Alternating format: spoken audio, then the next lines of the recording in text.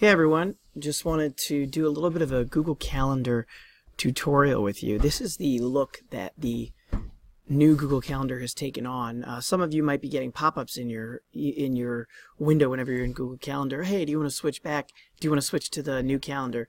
I've already done that, which is why it says here back to classic calendar.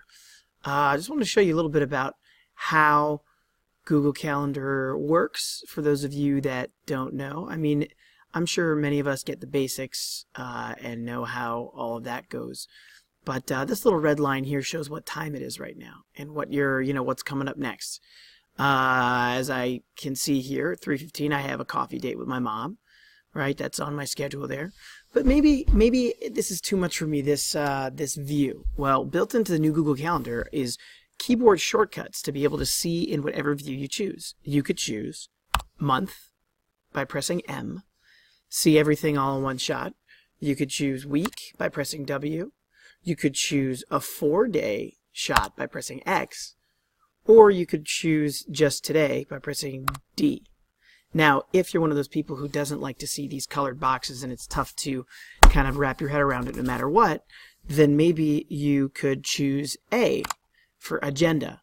And that shows you, or schedule, whatever you want to call it, and that'll show you a line-by-line items of everything that you have going on, and you could just scroll down and things like that. Now, there's a lot of different great things about Google Calendar. One of the things is, if you look over here, no matter what your calendars are, you will also see something here called reminders. But you might also know it as tasks, which is what I'm going to switch it to right here. Switch to tasks. Oh, well, hello. Look at all this stuff that pops up on the right here of things that I need to get done. So I can view the tasks just like you've seen in previous screencasts.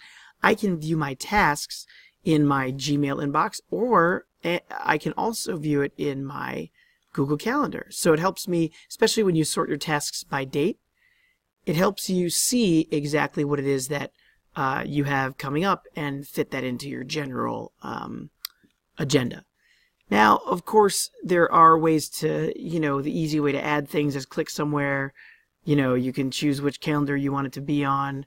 You can go to edit. You could do more options and choose which color you want, when you want your notifications to arrive. It can be minutes, hours, days, weeks. You can set it whatever you want. This is where you can say what type of calendar you want. And you can add a location and add people to it over here. This is where you add people. One of the cool things, if you have a weekly recurring meeting, a trick that I picked up from Avery Joel is to add, the agenda in the description of the event. So everybody that you invite to it will see what's going on. And so this is a very handy way of, keeping track of what your meeting should be about. Just one of those little things that while we're talking is a good idea.